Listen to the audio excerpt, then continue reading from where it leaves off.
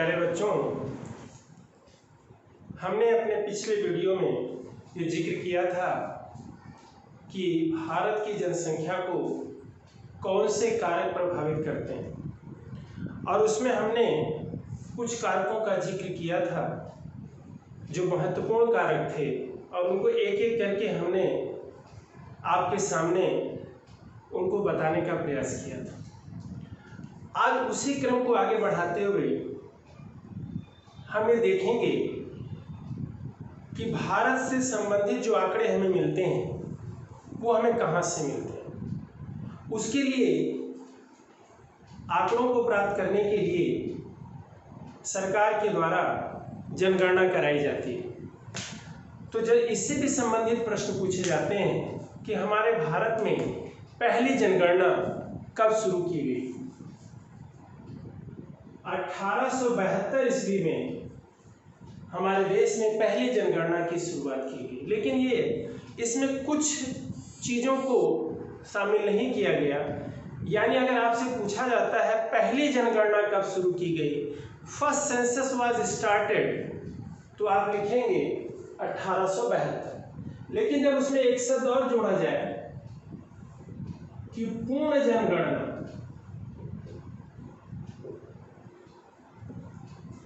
तो उसमें उत्तर आता है 1881। यानी भारत में 1881 से लेकर आज तक हर 10 वर्ष में जनगणना की जाती है, और उससे जो आंकड़े निकाले जाते हैं, आंकड़ों का प्रदर्शन सरकार के द्वारा किया जाता है, आंकड़ों को दिखाया जाता है लोगों को, और उन्हीं आंकड़ों को हम 10 साल तक पढ़ते और पढ़ाते हैं। अब जो जनगणना हम पढ़ने जा रहे हैं, हम पढ़ेंगे 2011 की, क्योंकि ये अगली जनगणना होगी 2021 में। तो जब तक 2021 की जनगणना के आंकड़े हमें नहीं मिल जाते, तब तक हम 2011 के आंकड़ों पर ही अपने प्रश्नों का उत्तर निर्धारित करेंगे या जोड़ेंगे कि इस आधार पर जो भी हम लिखेंगे आधार, वो 2011 ही होगा। अब देखिए बेटा, इसमें एक प्रश्न ये भी आता है कि हमने अपने पिछले वीडियो में आपसे जिक्र किया था, पिछले बातों को जिक्र करते हुए, कि भारत में अधिक जनसंख्या वाला राज्य ये है, कम जनसंख्या वाला राज्य ये है।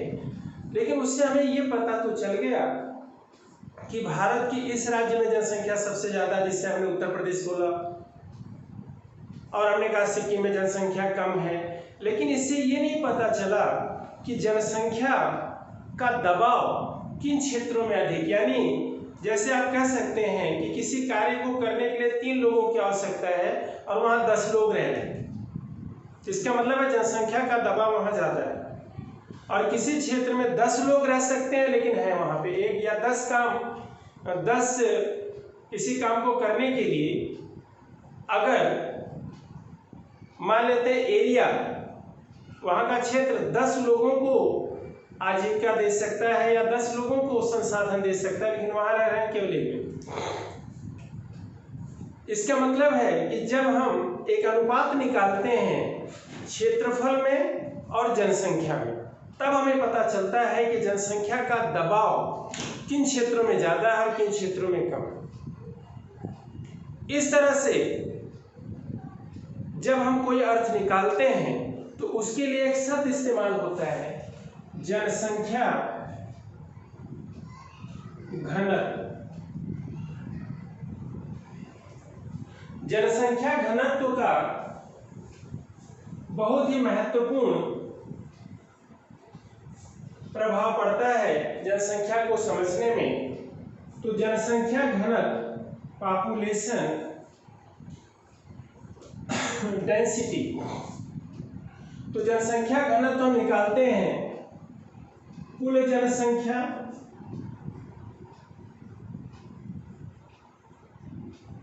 बटे में कुल क्षेत्रफल, total population upon total area. और इसको जब हम जिक्र करेंगे तो हम इसको कहते हैं, ऐसे भी लिख सकते हैं एक लाइन में, number of population in 1 square kilometre area, यानी 1 वर्ग किलोमीटर क्षेत्र में रहने वाले लोगों की संख्या को हम जनसंख्या घनत्व कहते हैं। और जब इस आधार पर हम जनसंख्या घनत्व निकालते हैं तो उसको कहते हैं मैथमेटिकल डेंसिटी, अंक गणितीय घनत्व, मैथमेटिकल डेंसिटी, अंक गणितीय घनत्व।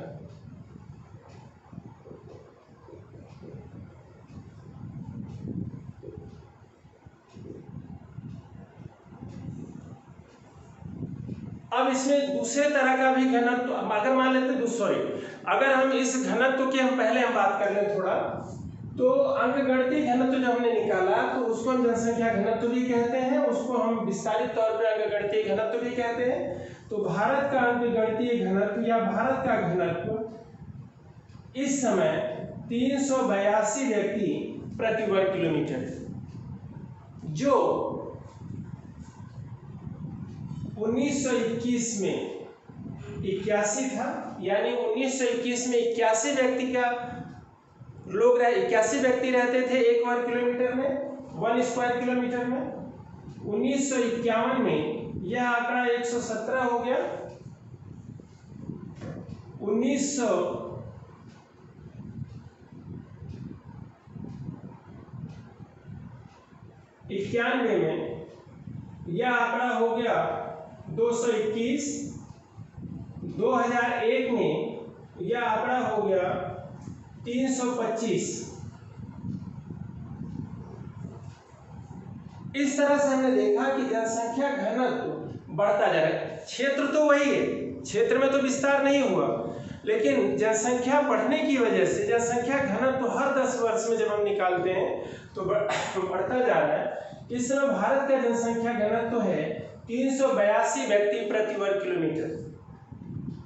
इसमें एक दूसरे तरह का भी हम जनसंख्या घनत्व निकालते हैं, जिसको हम कहते हैं अंकगणितीय घनत्व न करके उसका नाम है कायिक घनत्व,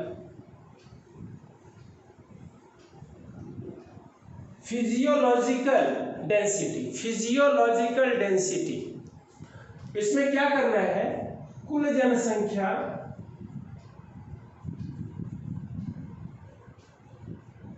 बटे में कुल कृषि क्षेत्र या शुद्ध कृषि क्षेत्र भी इसको कहते हैं।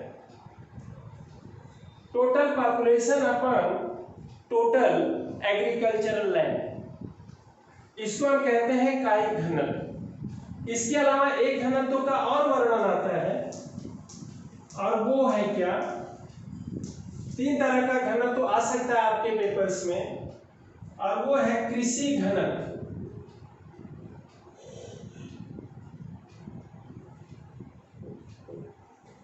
Agriculture density, agricultural density. इसको हम कहते हैं कुल कृषि में लगी जनसंख्या